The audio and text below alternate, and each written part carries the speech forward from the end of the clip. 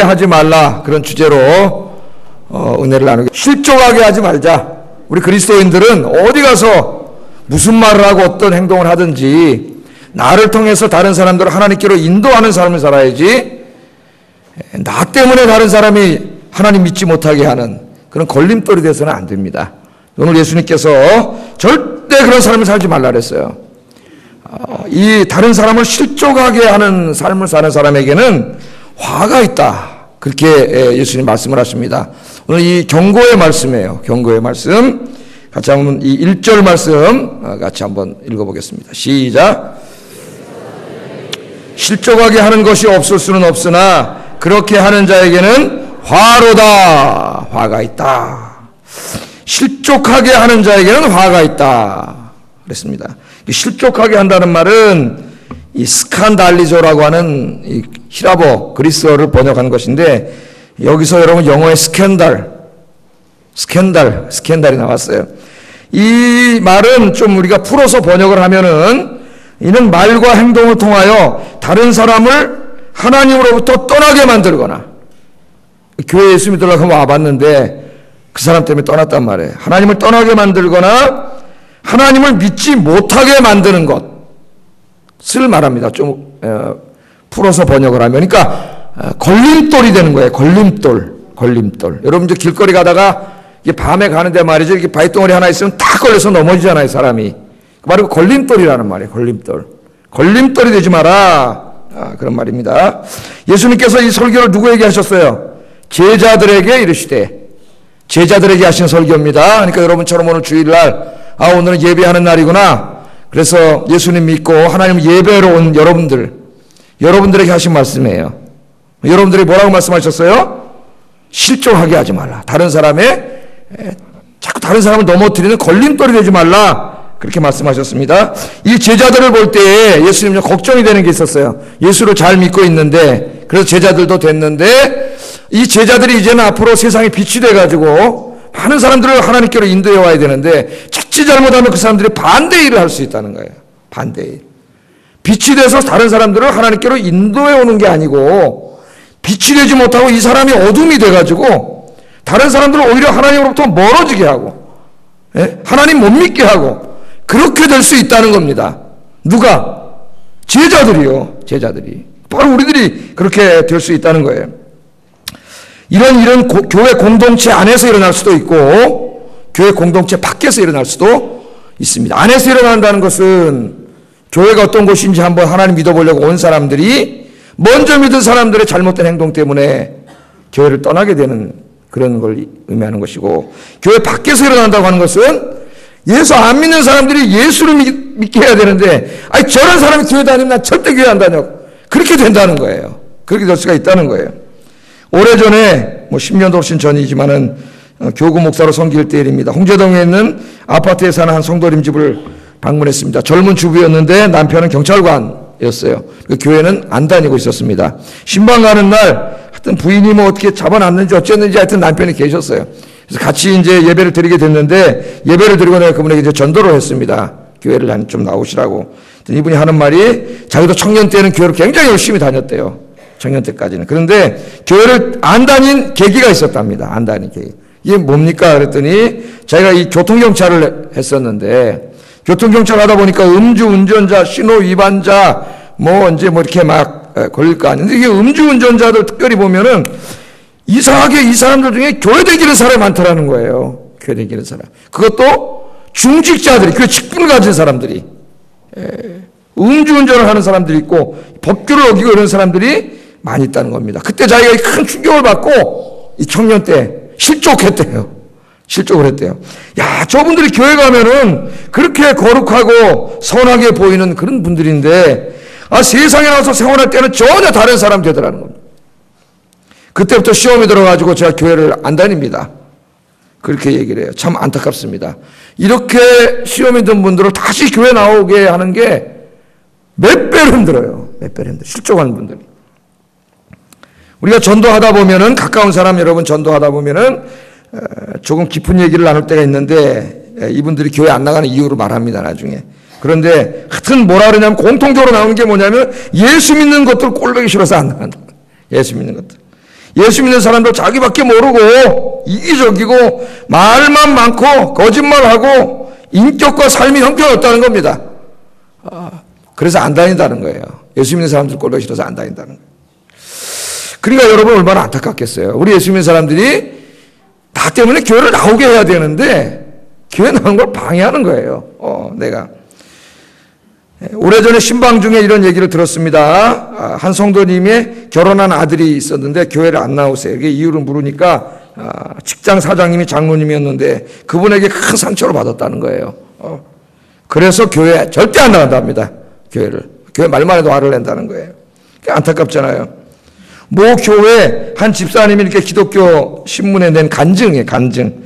이 집사님이 교회 노방전도팀, 아마 노방전도팀이 남자들이 있었던 것 같은데, 이 팀원이었답니다. 휴가를 이용해가지고 지방으로 노방전도를 나갔으니까 얼마나 훌륭한 분이에요, 여러분. 휴가 노방전도를 갔으니까.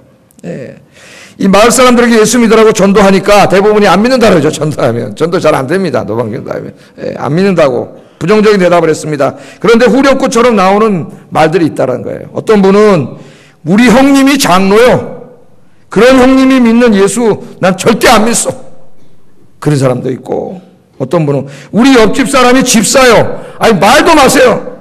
그 사람 믿는 하나님이라면 난 절대 믿지 않겠습니다. 그런 사람도 있었고, 우리 회사 내 상관이 교회 중직자요. 그런 인간이 믿는 하나님이라면 난 절대 교회 안 다닙니다. 그렇게 말하는 사람도 있더라는 거예요. 이분이 간증한 거예요. 간증. 이런 소리를 들을 때마다 집사님 마음이 너무 아팠다는 거예요. 그리스도인들이 앞장서서 전도해도 모자랄 판인데 세상에 나와서 엉망진창으로 살아가지고 하나님 믿게 하는 거 방해하고 있더라는 거예요. 그게 너무 안타까워가지고 이렇게 전도했답니다. 아저씨, 예수 믿는 놈들 믿지 말고 예수님 믿으세요. 그랬더니 예수 믿으세요. 예수 믿는 놈들 믿지 말고 예수님 믿으세요. 제가 한번 말씀을 일전에 드렸지만 영국의 그 스탠이라고 하는 선교사님이 인도 선교사로 오랫동안 봉사하셨는데 어느 날 자기 마음속에 하나님, 야 간디를 전도해라. 그 인도의 민족 지도자잖아요. 힌두교의 지도자고. 그래서 간디를 찾아갔답니다. 찾아가서 예수 믿으시라고 전도했더니 간디가 하는 말이, 우리 보고 와서 예수 믿으라 그러지 말고 당신들 영국 교인들이 가서 예수님처럼 사세요. 예수님처럼 사세요. 저도 성경을 여러 번 읽어봤습니다. 간디가 성경을 여러 번 읽었어요. 아주 진지하게. 그런데 그래서 성경을 읽고 울었답니다. 간디가. 야, 이렇게 훌륭한 분이 있구나. 예수님이 사랑이 많으시고. 그래서 영국교를 찾아갔대요. 그랬더니 그 영국 백인들의 그 싸늘한 눈초리와 무시하는 거 딱 그 있잖아요. 그 미국 가보면 알아요. 저 백인들 그런 사람 있어요. 다 깔아보고 막. 그래가지고 상처를 받고 다시 안 나가게 됐다는 거예요. 그러면서 하는 말이, 아니 어떻게 성경에 있는 예수님하고, 여러분이 믿는 예수님하고 예수님 믿는 사람하고 어떻게 그렇게 다릅니까? 그러더라고요. 어떻게 그렇게 다릅니까?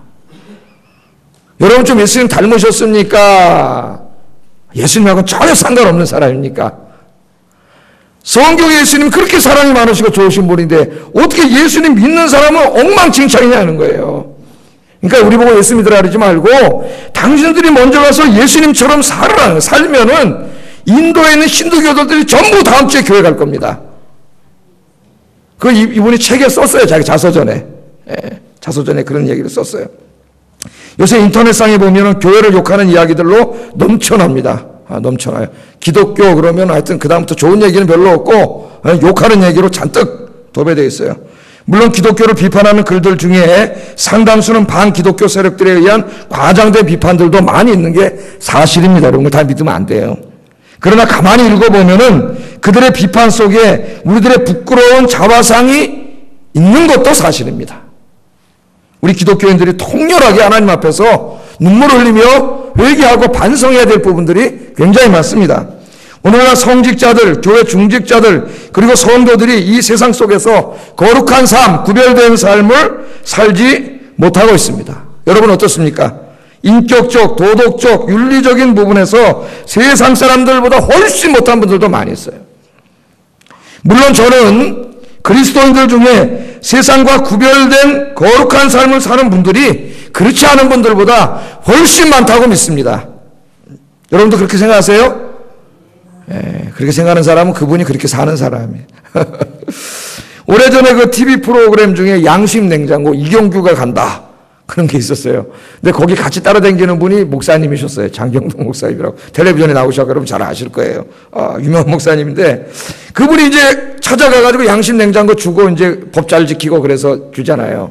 근데 그분이 뒷얘기를 하는데 그 양심 냉장고로 탄 사람들의 거의 다가 기독교인이랍니다.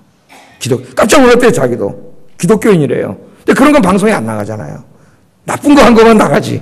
예? 그런 건 방송에 안 나가는데. 그러니까 그래도 기독교인들이 양심적으로 사는 거예요. 대부분의 기독교인들은. 그러나 일부의 성직자들, 일부 그리스도인들의 부끄러운 모습이 전체 기독교를 다 그런 것처럼 욕먹이고 있습니다. 또 하나님의 영광을 다 가리고 있어요. 그런 부끄러운 삶이 인터넷이나 요새 뭐 SNS 그런 거 있잖아요. 여러분 트위터나 페이스북 같은 걸 통해서 하나만 생기면 쫙 순식간에 전 세계로 그냥 쫙 퍼져가지고, 예? 어떤 목사님 하나 실수하면 완전히 다 그런 것처럼. 그게 어떤 목사 하나 실수해서 나면은 굉장히 부담돼요, 사역에. 그분이 어떻게 해서 여자 문제로 어떻게 걸렸다 그 다음부터 여성 사회가 부담이 돼. 예? 대부분의 목사님들은 그렇지 않은데 하나님의 영광을 크게 가리는 거예요. 여러분, 그래서 교회 나오려고 그러다가도 전도길이 막혀요. 전도길이 빛이 돼가지고 교회를 나오게 해야 되는데 그 사람 때문에 막는 거예요. 그 길을 막는 거예요. 여러분 명심하세요. 그리스도인으로서 나 하나의 부끄러운 삶이 다른 사람들이 하나님께로 나오는데 걸림돌이 될 수 있습니다. 내가 사람들이 하나님을 믿는데 거치는 돌이 된다는 거예요. 거치는 돌이. 예? 여러분은 세상에서 어떤 사람입니까? 여러분 가정에서 어떤 사람이세요? 학교에서는 어떤 사람입니까? 시장에서는 어떤 사람입니까? 동네에서는 어떤 사람입니까? 직장에서는 어떤 사람입니까? 여러분 동창회 나가면 어떤 사람이세요? 이런저런 모임에서 여러분은 어떤 사람입니까?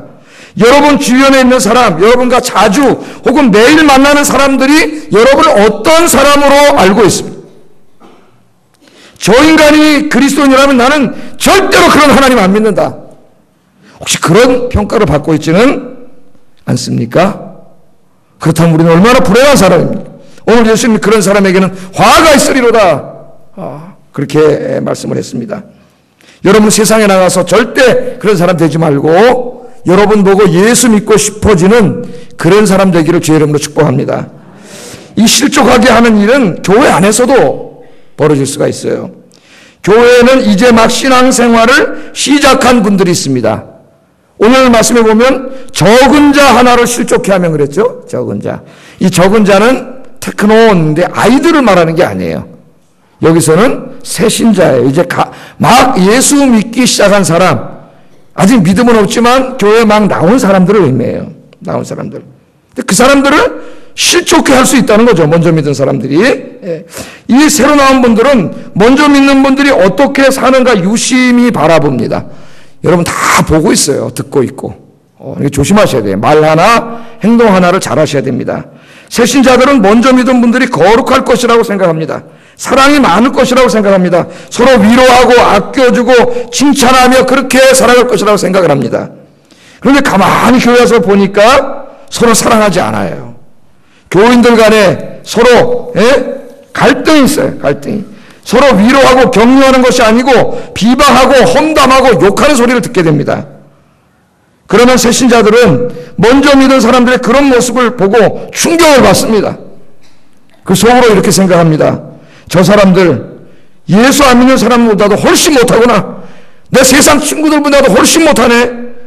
그리고 그 다음 주부터 교회 나오지 않습니다. 이렇게 해서 교회를 떠난 분들이 많이 있다는 것을 명심해야 돼요. 어떤 분들은 막 은혜를 받고 신앙생활을 열심히 하려고 하는데 먼저 믿은 사람들이 와가지고 부정적인 얘기를 합니다. 교회 지도자들이나 교회에 대해서 부정적인 말을 해주는 거예요.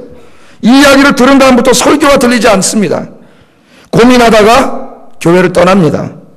교회 안에서 비일비재하게 일어나는 일입니다. 우리가 조심해야 됩니다. 나 때문에 그 사람 교회를 떠난다면은, 나 때문에 그 사람이 하나님 떠난다면은 그 사람의 화가 있다 그랬어요. 화가. 그 화가 뭔지 좀 이따 또 말씀을 자세히 드리겠습니다.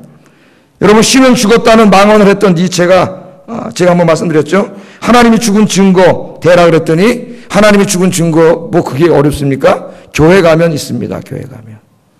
교회 가면 하나님이 살아계신 증거가 있어야 되는데 교회 가면은 하나님 죽은 증거가 거기 있다는, 거기 신의 무덤이 거기 있다는 거예요. 교회 가서 예수 믿는 사람들 하는 꼬라지를 보세요. 그 사람들 어떻게 살아가는지 보세요. 거기 가면 하나님이 없는 게 확실합니다. 여러분, 니체 시대의 교회가, 그 교회에 댕기는 사람들이 얼마나 교회 안에서 엉망진창으로 살고 서로 험담하고 욕하고 그랬으면은 교회 안에 하나님이 없는 증거가 있다고 그렇게 했겠어요. 오늘도 뭐 별반 다르지 않으리라고 그렇게 생각하는데, 우리 아영교회는 그런 교회가 되지 않기를 주의 이름으로 축복합니다. 먼저 믿는 분들은 이제 막 신앙생활을 시작한 새 신자들에게 모든 면에서 본이 돼야 됩니다. 예수님의 사랑과 거룩한 삶의 본을 보여주어야 합니다. 교회 와서 먼저 믿는 사람들의 말과 행실을 보고 저걸 보니까 정말 하나님이 살아계신다, 나도 예수 잘 믿어야지, 그렇게 될 수 있는 여러분 되기를 주의 이름으로 축복합니다. 이 실족하게 하는 일은 가정에서도 일어날 수 있어요. 가정에서도. 오늘은 특별히 어린이날입니다. 어린이 주일. 그래서 지금 이제 어린이 예배 드리는데 어린이 행사가 교회에서 많이 있을 거예요. 여러분, 부모는 자녀의 거울입니다. 거울. 그래서 조심해야 돼요. 아이들 앞에서 막 행동하고 함부로 말하면 안 됩니다. 왜냐하면 아이들이 배워요. 간혹 보면 꼬마 아이가 나와가지고 막 상소리를 하는 아이가 있잖아요. 깜짝 놀라잖아요. 귀엽기도 하고 상소리한. 걔가 왜 상소리 할까요? 저 엄마 아버지가 뻔히 집에서 그러고 사는 거예요. 그러니까 그거 빼갖고 나와서 그대로 하는 거예요. 여러분, 어떨 때는 깜짝 놀라요. 아이들이 하는 좋지 않은 모습을 내가 꾸중하려고 그러는데 그 모습이 나의 모습입니다. 나의 모습. 깜짝 놀라는 거예요. 그래서 아이들은 또 부모의 거울이 돼요. 거울이 돼요. 여러분, 아이들을 잘 키우세요. 아이들을 믿음으로, 신앙으로 잘 키우는 것, 그거 하나님의 큰 사명입니다. 큰 사명. 여러분 자녀들은 어떻습니까? 여러분, 믿음으로 잘 키워야 돼요. 이 마더 데레사 자서전을 읽어보면은 이 마더 데레사가 얼마나 훌륭한 분이에요. 인도에 가서 그 나환자들 평생을 거기 봉사하다가 그렇게 가신 분인데, 그분이 이야기합니다. 당신은 어떻게 그렇게 남들을 위해서 봉사하고 사랑을 베풉니까? 그랬더니 자기는 그것을 너무나 자연스럽게 배웠는데 엄마한테 배웠다는 거예요. 엄마가 뭐 교육하고 가르친 게 아니라 자기 엄마가 늘 동네 어려운 이웃들 보면 뭐 음식해서 갖다 주고 좋은 거 있으면 갖다 주고 나눠주고 항상 그렇게 사셨대요, 엄마가. 그러니까 자기는 엄마를 따라다녔대요, 그때마다. 그러니까 엄마 따라다니면서 뭘 배웠겠어요, 자연히. 아, 그리스도인은 이렇게 사는구나. 누가 가르치지 않아도 그렇게 자연히 배운 거예요. 엄마 하는 거 보고. 다 배우는 거예요. 여러분, 이 부모님들이 여러분 예배 생활, 기도 생활, 봉사, 전도, 이 모든 부분을 자녀들이 다 보고 있습니다. 다 보고 있어요. 그 배운 대로 해요, 아이들은. 교육이라는 거 제가 뭐 해보니까요, 잔소리하고 뭐 공부해라, 뭐 꾸중하고, 이거 아무 효과 없더라고요. 애들 힘들게만 해. 이거는 힘들게만 해. 근데도 해요, 또. 안타까워서. 본을 보여주는 거예요. 보여주는 것만큼 좋은 교육이 없어요, 어린이날. 그래서 부모님이 좋은 부모가 되고 좋은 인간이 되고 좋은 신앙인이 되는 것만큼 좋은 교육이 없습니다. 여러분 집에서. 그래서 오늘 오늘 어린이날을 맞이했는데 하나님이 주신 그런 아이들 정말 여러분 기도하면서 믿음으로 잘 키워서 우리 장로님 기도하신 대로 나라와 민족 하나님의 크게 쓰임받는 아이들로 키우시기를 주의 이름으로 축복합니다. 간혹 부모님들의 이중적인 생활 때문에 실종하는 분들의 이야기를 듣습니다. 저도 많이 들었어요, 아이들이. 왜냐하면 특별히 이런 부모님들 중에는 교회 목회자들이나 중직자 가정의 자녀들이 많습니다. 왜? 교회 와서는 참 훌륭하신 것 같은데 집에 가서는 너무 달라. 교회와 집의 생활이 너무 다르기 때문에 아이들이 혼동이 오고 여러분 충격을 받고 방황하게 되는 거예요. 그래서 자녀들에게 예배와 기도와 말씀과 전도와 봉사생활 등 모든 신앙생활에 좋은 본을 보여주는, 자녀를 실족시키는 부모가 아니라 자녀를 하나님 앞에 바로 세워주는 그런 부모가 되기를 주의 이름으로 축복합니다. 자, 예수님께서는 다른 사람을 실족하게 하는 사람에게는 화가 있을 것이다, 그렇게 경고했습니다. 어떤 화가 있을까요? 그 화가 어떤 화일까요? 2절을 한번 읽어봅니다. 2절 시작. 연자와 맷돌이 그 목에 매어 바다에 던져지는 것이 나으리라. 아멘. 자, 다른 사람을 실족하게 하는 사람, 교회 안에서든 밖에서든 하는 사람은 연자 맷돌을 목에다 메고, 여러분 우리나라 맷돌 있지 않습니까? 똑같아요. 가운데 구멍이 뚫렸잖아요. 그걸 목에다 걸고 바다에다 사람들 확 집어 던지는 그것보다 낫대요. 그것보다 낫대요. 그러니까 예수님은 화가 있으리로다 그러고 그 화가 뭔가를 말하지 않고 무엇과 비유해서 말씀하셨어요. 그게 뭐냐면은 연자맷돌을 목에다 걸고 바다에 빠지는 것보다도 낫다는 거예요. 오히려. 그러니까 그게 얼마나 무서운 형벌이겠어요. 그죠? 연자맷돌 메고 물에 빠지면 얼마나 고통스럽게 죽어요. 그런데 그게 차라리 더 낫다는 거예요. 남을 실족시켜서 하나님 앞에 벌 받는 것보다는 그게 더 좋은 일이라는 거예요. 오히려. 그러니까 여러분 남을 실족시키는 게 얼마나 큰 하나님 형벌이 임한다는 걸 예수님 보여주는 거죠. 말씀 속에서. 마태는 직접 얘기했습니다. 직접. 마태복음 13장 41절 42절 같이 읽어보겠습니다. 시작. 모든 넘어지게 하는 것과 또 불법을 행하는 자들을 거두어내어 풀무불에 던져 넣으리니 거기서 울며 이를 갈게 되리라. 아멘. 여기 보면은 모든 넘어지게 하는 것과 불법을 행하는 자들, 그러니까 넘어지게 하는 자들이 들어가 있죠. 여기 불무불에 던져 넣는다 그랬어요. 불무불이 뭡니까? 지금으로 말하면 용광로죠. 용광로. 그 무거운 그 쇠를 녹여내는 어마어마한 그 용광로예요. 그러니까 용광로에다 진짜 집어넣는다는 게 아니라 상징적인 거예요. 용광로는 뭐의 상징이에요? 불못. 지옥의 상징이에요. 지옥의. 그러니까 다른 사람을 실족하게 하는 자는 어디다 집어 던진다는 거예요. 하나님이. 지옥불에 던져 넣으리니 거기서 울며 이를 갈게 되리라. 여러분 하나님 말씀은 잘 들어야 됩니다. 누가 하신 말씀이에요? 예수님이 하신 말씀이에요. 이 말씀은 잘 들어야 돼요. 남을 실족하게 하는 자는 풀무불에 집어 던진다 그랬어요. 하나님께서. 무시무시한 경고입니다. 그러므로 그 다음에 3절 상반절 사실 여기까지 읽어야 되는데 이게 이제 끝도 되고 시작도 돼요. 그럼 뭐라 그랬어요? 그러므로 너희는 스스로 조심하라. 여러분 남을 실족시키는 자는 이 무시무시한 화가 있기 때문에 스스로 조심해야 된다는 거예요. 조심. 말 하나 행동 하나도 여러분 조심해야 됩니다. 다른 사람을 실족시키지 않도록 조심하라는 거예요. 조심하라는. 나의 행동 하나가 다른 사람을 실족시킬 수 있습니다. 교회 안에 새신자들, 믿음이 약한 자들을 넘어뜨릴 수 있습니다. 교회 밖의 사람들이 하나님을 믿지 못하게 만들 수 있습니다. 내 가족들, 직장 동료들, 학교 친구들, 동네 사람들, 시장 사람들, 내가 자주 만나는 사람들, 나를 아는 모든 사람들이 하나님 믿지 못하게 할 수 있다는 거예요. 여기 스스로 조심하라. 현재형으로 되어 있습니다. 헬라 문법을 공부해 보면 동사의 현재형은 계속되는 동작이에요. 계속. 그러니까 무슨 말이에요? 계속 조심하라는 거. 언제까지? 여러분이 세상 떠날 때까지. 살아있는 동안 교회 안에서나 교회 바깥에서나 내가 다른 사람을 실족해 하는 사람이 되지 않기 위해서, 그런 인생이 되지 않기 위해서 늘 조심하라. 조심하라. 그렇게 얘기하는 거예요. 그러니까 여러분 우리 야고보서도 지금 계속 같은 주제를 공부하고 있죠. 부정적인 말이, 죄악의 말이 탁 나오려고 하면 어떡하라 그랬어요? 탁 나오려고 할 때 그냥 주여 그러고 내 입술에 파스코를 세워주시옵소서. 쑥 들어가야지.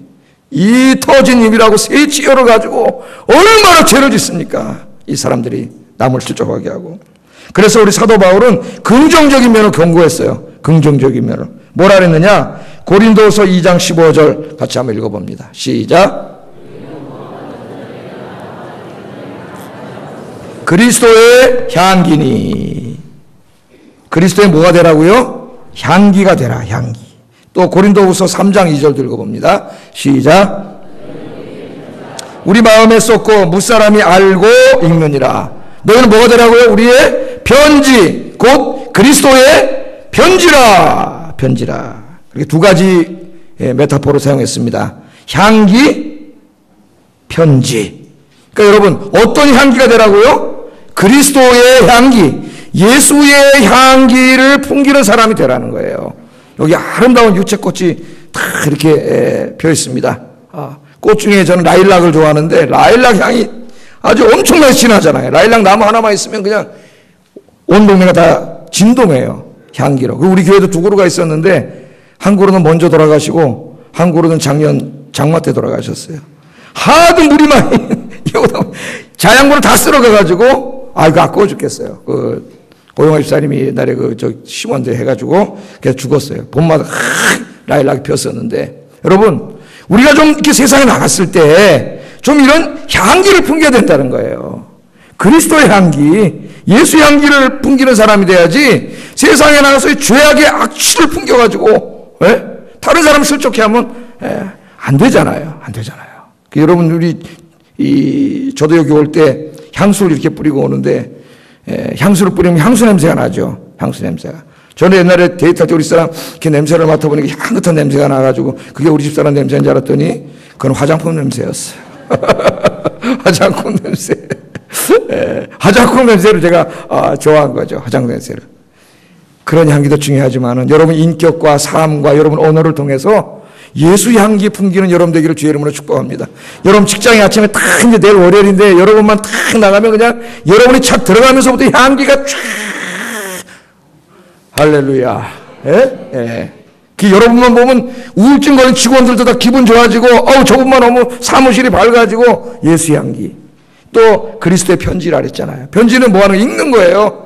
여러분의 말하는 거, 행동하는 거, 삶 하나하나 여러분 직장, 학교, 시장, 동네, 가정에 다 돌아갔을 때 여러분 삶을 보고 좀 예수님의 사랑을 읽을 수 있는 그런 그리스도의 편지가 돼야 됩니다. 그리고 우리 그리스도인들은 전도해야 되는데 제일 중요한 전도지가 여러분 자신이에요. 자신.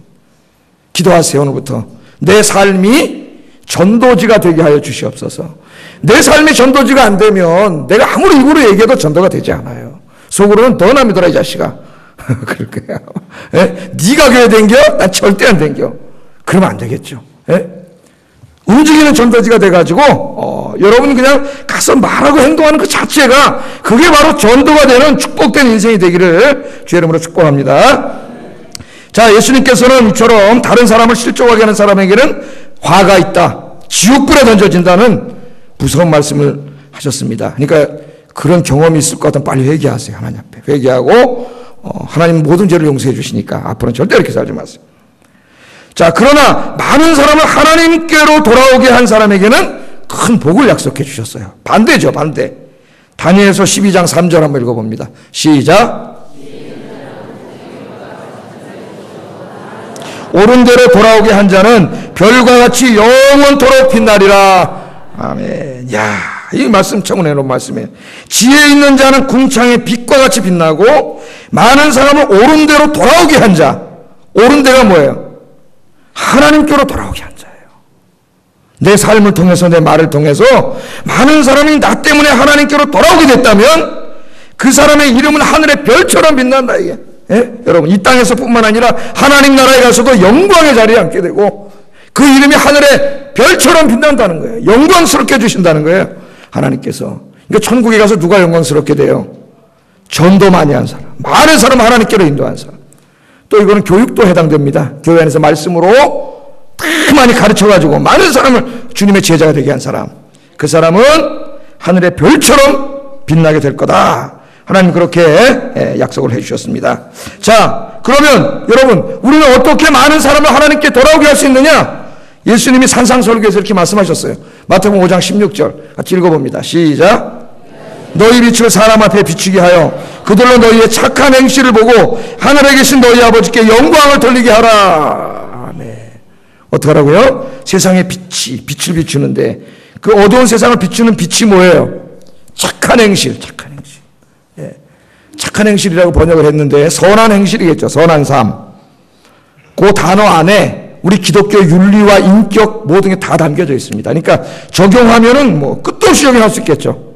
착한 삶을 통하여, 선한 삶을 통하여 하나님의 영광을 드러내라 이거예요. 영광을 드러내라. 니네가 선한 삶을 살면 그게 바로 그리스도의 편지가 되고 그리스도의 향기가 되고 하나님의 영광을 드러낸다는 거예요.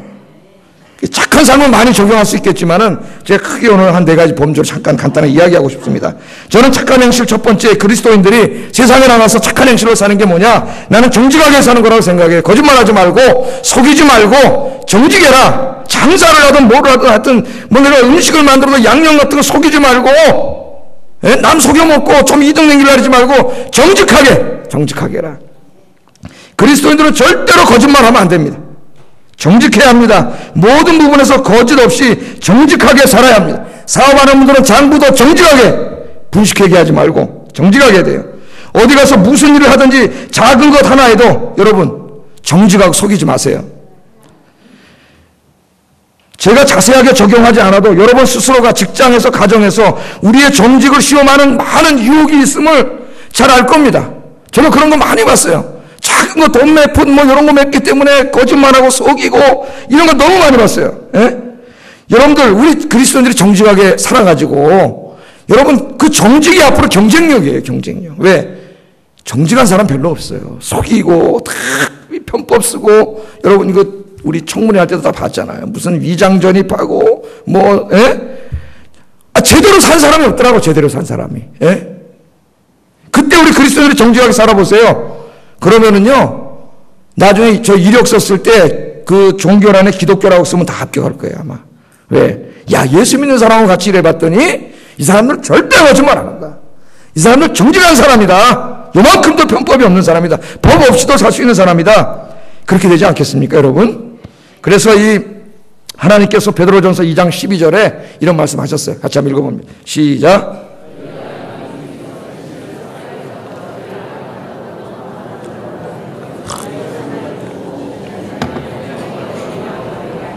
아멘. 이거 무슨 말씀이에요? 지금 인터넷 막 이런데 기독교를 싫어하는 사람들 좌파 막 기독교라면 이를 가는 이런 사람들이 막 한 사건만 터지고 막 기독교가 다 그런 것처럼 막 까발리잖아요. 그 예수 안 믿는 사람들이 그거 보고 여러분 안 믿는 남편들이나 그거 보고 교회 다니지 말라고 그러고 막 그러잖아요. 근데 여러분 베드로가 뭐라는 거예요? 일일이 다 변호할 수 없으니까 이제부터는 니네들이 그 사회 직장 학교 시장에 가가지고 어떻게 살으라고요? 어떻게 살으라고요? 악행한다고 비방하는 자들에게 선한 일을 보이라 그랬어요. 보이라고. 예? 기독교인들 악행한다고 비방하는 사람들에게 가서 선한 삶을 살라는 거예요. 그럼 어떻게 되겠습니까? 내가 들어보니까 예수 믿는 사람들 참 부정직하고 나쁜 사람들이고 이기적 그렇다고 다 인터넷 글 읽었는데 이 옆에 일하는 사람 보니까 너무 좋은 사람이에요. 너무 정직해요. 너무 따뜻하고 너무 인간적이에요. 예? 보니까 기독교인이에요. 그런 사람 보니까 다 기독교인이에요. 옆에. 할렐루야. 그럼 이 사람 뭐라 그러겠어? 야, 내가 기독교인에 대해서 편견을 가지고 있었구나. 잘못된 생각을 가지고 있었구나. 인터넷에 떠들어대는 사람들이 거짓말이구나. 그렇게 되지 않겠냐 이거예요. 내가 아니라고 말로 변증해봐야 변증이 되겠냐 이겁니다. 하나님께서 악행한다고 비방하는 세상에 나가서 여러분들이 그렇게 정직하고 진실하게 의롭게 살아가시기를 주의 이름으로 축복합니다. 두 번째, 착한 행실이란 난 성실하게 사는 거라고 생각해요. 성실. 저는 성실을 이렇게 정의했습니다. 성실이란 자기에게 맡겨진 일을 자기 일처럼, 그게 뭐 교회일이든 직장일이든 자기 일처럼 누구보다도 더 열심히 창의적으로 열정적으로 하는 거라고 해요. 난 창의적 창의적으로 열정적으로 하는 거다. 그리스도인들은 어디 가서 무슨 일을 하든지 게으르고 나태하고 무책임하면 안 된다고 봅니다. 자기가 맡은 일을 게으르고 나태하고 무책임하고 좀 가 있으면 엉망진창으로 돼 있고, 그러면 여러분 그 사람 보고 누가 예수를 믿겠어요? 그렇게 된 사람 보고. 예? 그리스도인들은 그렇지 말고 창의적이고 열정적이고 아주 좀 열심히 하는 사람으로 그렇게 인정받고 자기 맡은 일에도 이렇게 좀 창의적인 열매도 많이 맺고 그래야 하나님의 영광을 드러낸다. 뭐 작은 일 하나를 하더라도 그렇게 해야 된다고 저는 생각합니다.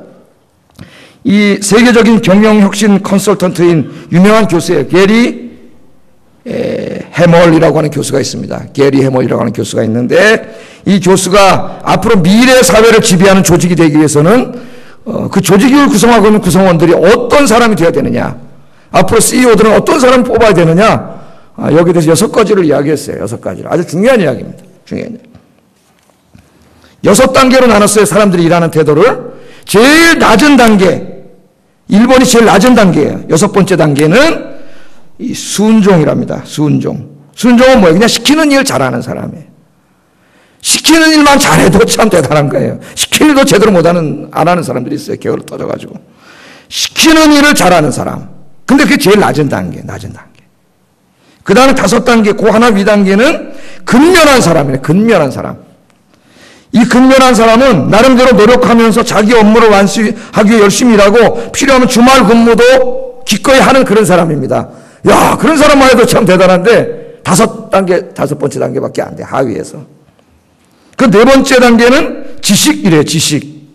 이 사람들은 업무에 필요한 노하우를 보유하고 그런 훈련도 받은 사람들입니다. 학교도 좋은 대학 나왔습니다. 자기가 하는 일에 대해서 지식이 많은 사람이에요. 다 아는 사람이에요. 그래가지고. 자, 그런 사람도 훌륭한 사람이겠죠. 그 다음에 세 번째, 그보다 하나 더 위 단계는 이니셔티브. 이거는 선제적인 추진력이라고 그럽니다. 그러니까 뭘 하라고 지시받을 때까지 기다리는 수동적인 사람이 아니라 필요한 일이라면 자기가 주도적으로 해나가는 사람이에요. 그런 사람이 있죠. 그죠? 일을 시킨 것만 하는 사람이 있고, 어떤 사람은 더 해야 될 일을 시키지 않아도 주도적으로 자기가 만들어서 하는 그런 분들이 있어요. 이게 이제 세 번째, 높이의 세 번째예요.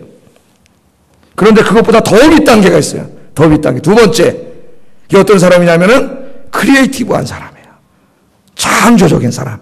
그래서 하는 일은 맨날 그냥 뭐 근면하게 열심히 하게 하지만 그냥 그거 맨날 답습하는 사람이 아니라 뭔가 새로운 아이디어를 모색하고 새로운 방법을 모색하고 새로운 모델을 개발하려고 노력하고 이런 크리에이티브한 쪽에 새로운 것을 모색하는 사람. 정말 드뭅니다. 정말. 맡겨진 일을 맡으면 그 일을 더 잘하기 위해서 연구하고 다른 것들과 비교하고 다른 자료를 찾고 벤치마킹도 하고 이러면서 뭔가 더 자기 일을 더 잘하기 위해서 크리에이티브하게 일하는 사람. 그런 사람. 그 다음 그거보다 더 높은 게 있어요. 1등. 야, 궁금하죠. 그거보다 더 1등이 뭐냐? 패션이에요. 열정 있는 사람 뽑으라는 거예요. 열정. 예?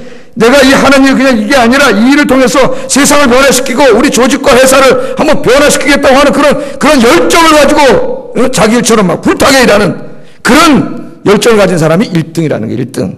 그래서 조직이 발전하기 위해서는 6번부터 4번까지는 그런 사람들은 많이 찾을 수 있다는 거예요. 그러나 정말 찾기 어려운 사람은 5번하고 6번. 창의적인 사람과 열정을 가진 사람 찾기 어려운데 그런 사람이 조직에 있으면 발전한다는 거예요. 앞으로 여러분 그런 사람들을 CEO들이 뽑는답니다. 창의적이고 크리에이티브하고 아주 패셔네이트한 사람이에요. 열정적인 사람. 그렇죠 여러분. 아무리 재능이 있고 그럼 뭐예요? 열정이 없는데 열정이 없는데 이 열정이 최고예요. 나는 그리스도인들이 다 그렇게 일했으면 좋겠어요. 여기 6가지 다 가졌으면 좋겠어요. 다 가졌으면. 그래서 정말 예수 믿는 사람도 쓰면은 잘 된다. 여러분 성경에 다니엘이나 요셉 같은 사람 보세요. 가는 데마다 얼마나 크리에이티브하고 얼마나 패션 열정적으로 합니까? 그러니까 다 올라가잖아요. 다 올라가잖아요. 우리 그리스도인들이 그렇게 돼가지고 여러분 선배들이 먼저 그렇게 하셔서 우리 자식들이 다 취직하는데 기독교인 그것만 써도 다 취직될 수 있는 그런 사회를 만들기를 주의 이름으로 축복합니다. 하나님 영광 돌리는 일이에요. 그 다음에 그리스도인들은 난 좀 다른 사람을 돕고 배려하는 따뜻한 사람이 되어야 된다고 생각합니다. 현대 사회는 경쟁 사회입니다. 약육강식의 정글의 법칙이 저 아프리카에만 있는 게 아니에요. 인간 사회는 더 치열합니다. 여러분들이 경험하는 것처럼 세상에서의 인간관계는 계약관계입니다. 나와 너의 인격적인 관계가 아니고 나와 그것의 비인격적인 관계입니다. 세상에서는 나와 너의 인격적인 관계를 맺기 어렵습니다. 모든 것이 계약이요 이익관계입니다. 그러므로 이익이 끝나면 관계도 끝입니다. 세상에서는 내가 살기 위해서 내가 조금 더 높은 자리에 올라가기 위해서는 다른 경쟁자를 이겨야 합니다. 이런 살벌한 경쟁 사회 속에서 그리스도인들은 다르게 살아야 된다. 동료 직원들, 부하 직원들, 상사들을 돕고 이해해주고 배려해주는 따뜻한 사람이 되기를 주의 이름으로 축복합니다. 다른 사람 누르고 나 혼자 올라가는 사람이 아니라 서로 도우며 함께 올라가는 사람. 직장에서, 학교에서, 시장에서, 동네에서 항상 다른 사람들 돕고 배려하고 사랑하고 이해해주는 따뜻한 사람이 되기를 주의 이름으로 축복합니다. 그러면 여러분 옆에 있는 사람이 여러분이 믿는 하나님 믿고 싶어질 거예요. 여러분 때문에 교회 나와질 거예요. 할렐루야. 마지막으로 여러분이 섬기고 있는 이 교회를 사랑의 공동체로 만들기를 바랍니다. 요한복음 13장 34절 35절 읽겠습니다. 시작.